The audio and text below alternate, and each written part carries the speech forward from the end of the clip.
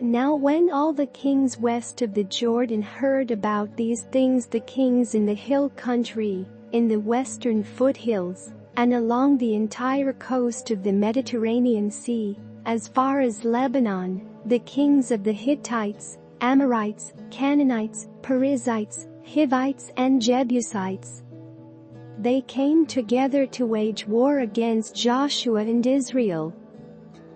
However, when the people of Gibeon heard what Joshua had done to Jericho and Ai, they resorted to a ruse. They went as a delegation whose donkeys were loaded with worn-out sacks and old wineskins, cracked and mended. They put worn and patched sandals on their feet and wore old clothes. All the bread of their food supply was dry and moldy.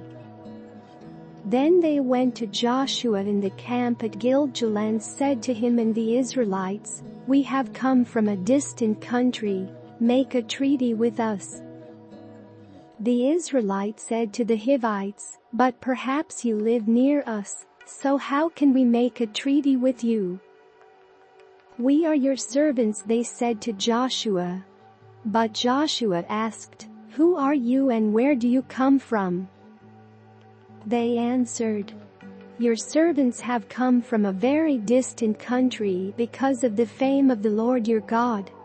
For we have heard reports of him, all that he did in Egypt, and all that he did to the two kings of the Amorites east of the Jordan, Sihon king of Heshbon, and Og king of Bashan, who reigned in Ashtaroth.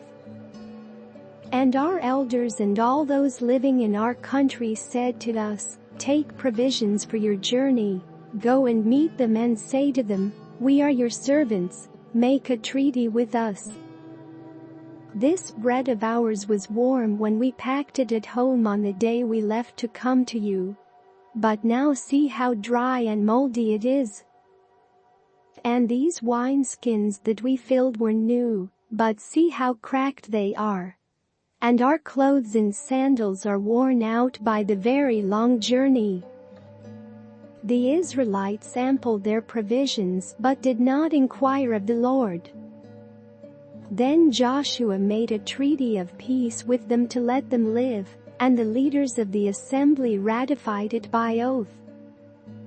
3 days after they made the treaty with the Gibeonites, the Israelites heard that they were neighbors, living near them. So the Israelites set out and on the 3rd day came to their cities, Gibeon, Kephirah, Beeroth and Kiriath Jearim. But the Israelites did not attack them, because the leaders of the assembly had sworn an oath to them by the Lord, the God of Israel. The whole assembly grumbled against the leaders. But all the leaders answered, "We have given them our oath by the Lord, the God of Israel, and we cannot touch them now. This is what we will do to them. We will let them live, so that God's wrath will not fall on us for breaking the oath we swore to them." They continued, "Let them live, but let them be woodcutters and water carriers in the service of the whole assembly." So the leader's promise to them was kept. Then Joshua summoned the Gibeonites and said, "Why did you deceive us by saying, 'We live a long way from you,' while actually you live near us? You are now under a curse.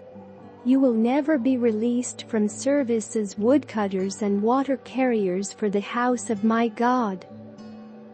They answered Joshua, "Your servants were clearly told how the Lord your God had commanded his servant Moses to give you the whole land, and to wipe out all its inhabitants from before you. So we feared for our lives because of you, and that is why we did this. We are now in your hands. Do to us whatever seems good and right to you." So Joshua saved them from the Israelites, and they did not kill them.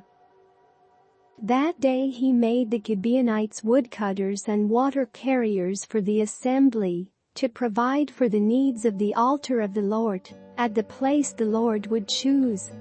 And that is what they are to this day.